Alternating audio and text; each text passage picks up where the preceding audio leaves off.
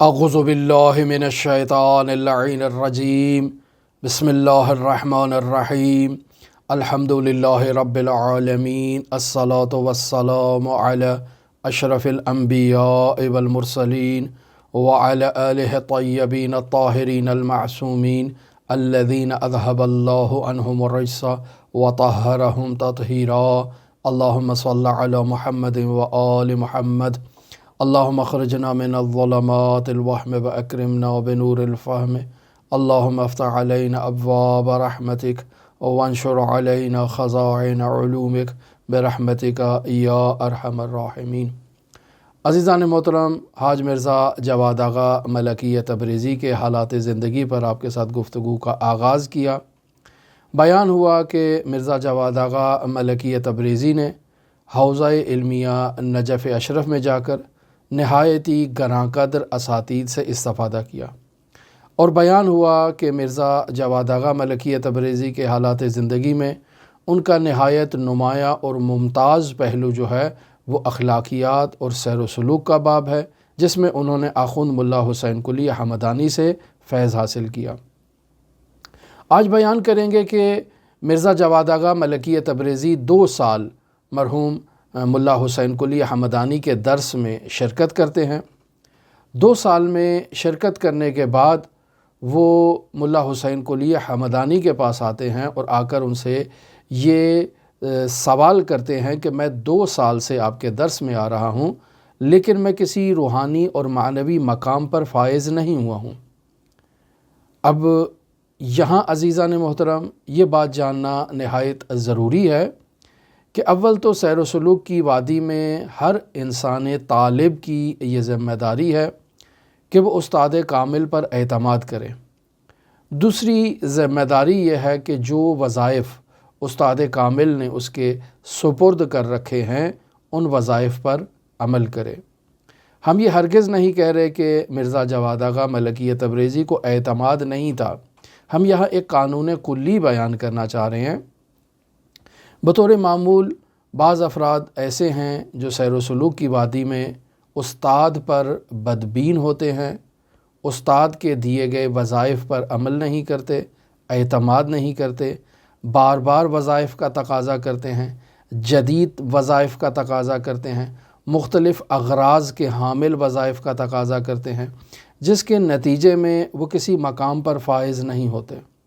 سیر و سلوک میں ایک طالب کی ابتدائی ذمہ داری واجبات پر عمل کرنا اور محرمات کو ترک کرنا ہے۔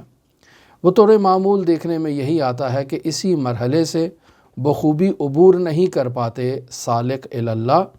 اور خواہش مند ہوتے ہیں کہ وہ مزید کوئی ایسے وظائف پر عمل کریں جن سے انہیں زیادہ فائدہ حاصل ہو۔ ملا آخوند حسین قلی حمدانی مرزا جواد آغا ملکی تبریزی سے کہتے ہیں کہ آپ کون ہیں؟ تعجب کی بات ہے، 2 سال مرزا جواد آغا ملکی تبریزی آخوند کے پاس درس پڑھنے کے لیے آ رہے ہیں، ان سے فیض حاصل کرنے کے لیے آ رہے ہیں، اور آخوند بخوبی مرزا جواد آغا ملکی تبریزی کو پہچانتے ہیں، لیکن اس کے باوجود سوال کر رہے ہیں کہ تم کون ہو؟ مرزا جواد آغا ملکی تبریزی کہتے ہیں کہ کیا آپ مجھے نہیں جانتے؟ میں مرزا جواد آغا ملکی تبریزی ہوں۔ تو اب یہاں آخوند ملا حسین قلی حمدانی کہتے ہیں کہ کیا وہ معروف ملکیوں سے آپ کی کوئی نسبت اور رشتہ داری ہے؟ تو آخوند کو یہ جواب دیا جاتا ہے مرزا جواد آغا ملکی تبریزی کی جانب سے، چونکہ وہ ان ملکیوں کو پسند نہیں کرتے تھے، لہٰذا ان کی جو ہے وہ برائیاں کرنا شروع کر دیتے ہیں۔ تو اب یہاں آخوند ملا حسین قلی حمدانی کہتے ہیں کہ آپ ان ملکیوں کے پاس جائیں، ان سے انس اختیار کریں، اور ان کے جوتے ان کے سامنے سیدھا جب رکھیں تو پھر میرے پاس آئیے گا سیر و سلوک کی اور اخلاقی تعلیمات حاصل کرنے کے لیے۔ عجیب دستور العمل ملا ہے۔ مرزا جواد آغا ملکی تبریزی جو ان ملکیوں کو پسند نہیں کرتے، گو کہ ان کے رشتہ دار ہیں، لیکن اس کے باوجود ان کے پاس جاتے ہیں، ان سے انس اختیار کرتے ہیں، ان کے درسوں میں شرکت کرتے ہیں، ان کے جوتے ان کے سامنے سیدھا کر کے رکھتے ہیں، اور جب ان دونوں ملکیوں کی جو آپس میں دوستی اور انس کی خبر ان کے تبریز میں، ان کے آبائی شہر میں پہنچتی ہے، تو وہاں دو خاندانوں کے درمیان جو درینہ قدورت ہے اس کا خاتمہ ہو جاتا ہے۔ اب آتے ہیں دوبارہ ملا حسین قلی حمدانی کے پاس اور آ کر بتاتے ہیں کہ میں نے آپ کے وظیفے پر عمل کیا ہے، اب آپ مجھے بتائیے کہ میرے لیے کیا دستور العمل ہے۔ ملا حسین قلی حمدانی کہتے ہیں کہ کوئی نیا دستور العمل نہیں ہے، وہی سابق دستور العمل ہے کہ آپ خود شناسی کریں اور شرعی وظائف پر اور شرعی دستورات پر عمل کریں، جو بطور معمول مرحوم آیت اللہ بہجت بھی فرمایا کرتے تھے، مرحوم قاضی سے بھی یہی دستور ہے۔ در واقع ملا حسین قلی حمدانی کا دستور العمل ہے کہ شریعت مقدسہ مطہرہ اسلامیہ پر عمل کیا جائے، واجبات پر عمل کیا جائے، مستحبات پر عمل کیا جائے اور سنن النبی پر عمل کیا جائے۔ لہٰذا ملا حسین قلی حمدانی کہتے ہیں کہ کوئی نیا دستور العمل نہیں ہے، خود شناسی کریں اور دینی وظائف پر اور دستورات پر عمل کریں۔ شیخ بہائی رحمۃ اللہ علیہ کی کتاب مفتاح الفلاح، اس پر بھی عمل کرنا اچھی بات ہے۔ اب یہاں عزیزان محترم آیت اللہ حسن زادہ آملی اس واقعے کو تحریر کرنے کے بعد بیان کرتے ہیں کہ اے کاش حوزہ علمیہ میں یہ دعاؤں کی کتابیں باقاعدہ نصاب درسی میں شامل ہوں۔ لہٰذا بیان کرتے ہیں کہ سب سے پہلے دعاؤں کی کتاب شیخ بہائی رحمۃ اللہ علیہ کی جو کتاب ہے، جسے آخوند ملا حسین قلی حمدانی بھی مرزا جواد آغا تبریزی کو باقاعدہ تعلیم دے رہے ہیں کہ اس دعا کی کتاب پر عمل کیا جائے، در واقع بہاء الدین محمد بن حسین آملی کی کتاب ہے، جن کا انتقال 1015 ہجری قمری کو ہوا ہے، اور اس کتاب کا نام کیا ہے؟ مفتاح الفلاح فی عمل الیوم واللیلۃ من الواجبات والمستحبات، یعنی 24 گھنٹوں میں انسان نے کون سے واجبات انجام دینے ہیں، کون سے مستحبات پر عمل کرنا ہے۔ در واقع یہ مفتاح الفلاح فی عمل الیوم یعنی دن کے اعمال، واللیلہ اور رات کے اعمال، یعنی 24 گھنٹے میں انجام دیے جانے والے اعمال، من الواجبات والمستحبات، واجبات میں سے اور مستحبات میں سے کون سے ہیں۔ چونکہ اس کتاب کا مصنف نہایت اہمیت کا حامل ہے، شیخ بہاء الدین آملی، جو ملا صدرہ رحمۃ اللہ علیہ کے استاد ہیں، جو ملا محمد تقی مجلسی رحمۃ اللہ علیہ کے استاد ہیں، صفویہ دور حکومت میں جو شیخ الاسلامی کے منصب پر بھی فائز رہے ہیں، اور نہایت ہی گراں قدر شخصیت ہیں شیخ بہاء الدین آملی، ان کی اس کتاب کو مرحوم آیت اللہ حسن زادہ آملی کہہ رہے ہیں کہ باقاعدہ نصاب درسی حوزہ علمیہ میں شامل ہونا چاہیے۔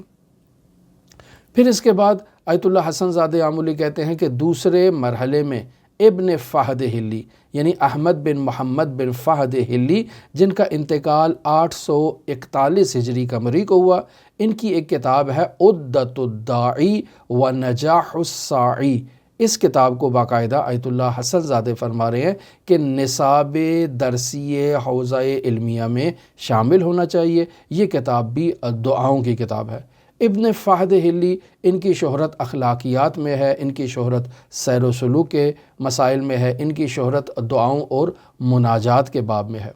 پھر اس کے بعد علامہ حسن زادہ آملی ایک تصوف کی کتاب ہے جو ابو طالب مکی کی تحریر کردہ ہے، جس کا نام ہے قوت القلوب فی معاملۃ المحبوب و وصف طریق المرید الی مقام التوحید۔ اس کتاب کو آیت اللہ حسن زادہ آملی کہتے ہیں باقاعدہ نصاب درسی میں شامل ہونا چاہیے۔ یہ کتاب اگرچہ تصوف کی ہے، لیکن چونکہ اس میں بھی دعائیں موجود ہیں، اس وجہ سے آیت اللہ حسن زادہ آملی اسے نصاب درسی میں شامل کرنے کی تجویز دے رہے ہیں۔ اور پھر فرماتے ہیں اس کے بعد چوتھے نمبر پر جو کتاب حوزہ علمیہ میں باقاعدہ شامل ہونی چاہیے نصاب درسی کے طور پر، وہ ہے اقبال الاعمال الحسنۃ فیما یعمل مرۃ فی السنۃ، سید ابن طاؤس کی کتاب ہے۔ سید ابن طاؤس کا انتقال 664 ہجری قمری کو ہوا ہے، اور در واقع یہ کتاب ایسے اعمال کی طرف رجوع اور اقبال پر مشتمل ہے کہ جنہیں انسان نے سال میں ایک دفعہ انجام دینا ہے۔ اور پھر آیت اللہ حسن زادہ آملی کہتے ہیں کہ آخری کتاب جسے باقاعدہ حوزہائے علمیہ میں نصاب درسی میں شامل ہونا چاہیے وہ انجیل اہل بیت، زبور آل محمد، صحیفہ سجادیہ ہے۔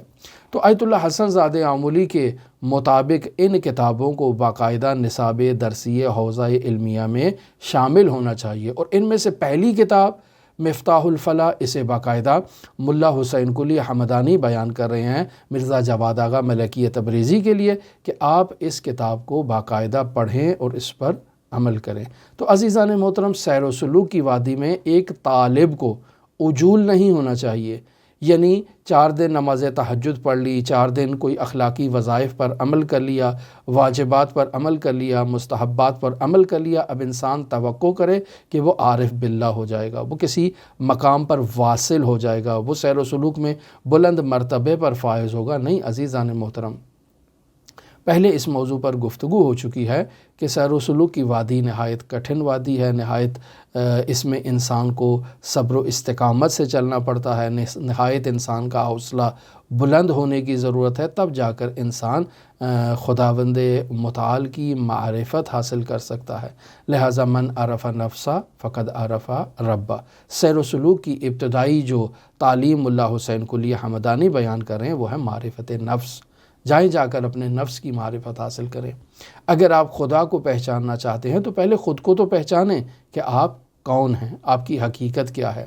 معرفت نفس کے باب میں ہم نے 35 دروس دیے، البتہ وہ موضوع ابھی نامکمل ہے، لیکن اس حد تک وہ موضوع بیان ہو چکا ہے کہ اسے جاننے سے انسان کو اجمالی طور پر اپنی حقیقت کا علم ہو جائے گا کہ انسان کی حقیقت یہ مادی جسم نہیں ہے، انسان کی حقیقت اس مادی جسم کے ماوراء ایک نہایت ہی ملکوتی روح ہے جو انسان کو اس خدا سے ملاتی ہے، بشرطے کہ انسان خود کی معرفت حاصل کرے۔ انسان جب خود کی معرفت حاصل کرے گا تو اپنے رب کو پہچان سکے گا، چونکہ انسان میں خداوند متعال نے وہ صلاحیتیں اور وہ ملکوتی چیزیں رکھ دی ہیں کہ انسان اپنی پہچان سے، اپنے ملکوت کی پہچان سے عالم ملک سے عالم ملکوت کی طرف سفر کر سکتا ہے۔ ہماری دعا ہے کہ خداوند متعال ہمیں اس سفر میں کامیابی عطا فرمائے، ہمیں اس سفر میں صبر و استقامت کے ساتھ چلنے کی سعادت نصیب عطا فرمائے، اور خداوند متعال ہمیں بزرگ اساتید علماء ان کے حالات زندگی جاننے، ان کا احترام کرنے، ان کی سیرت و تعلیمات کو جو حضرات اہل بیت علیہ الصلاۃ والسلام کی سیرت و تعلیمات کا نچوڑ ہے، ہمیں ان تعلیمات پر عمل کرنے کی توفیق عطا فرمائے۔ اللہم صلی علی محمد و آل محمد وعجل فرج قائم آل محمد۔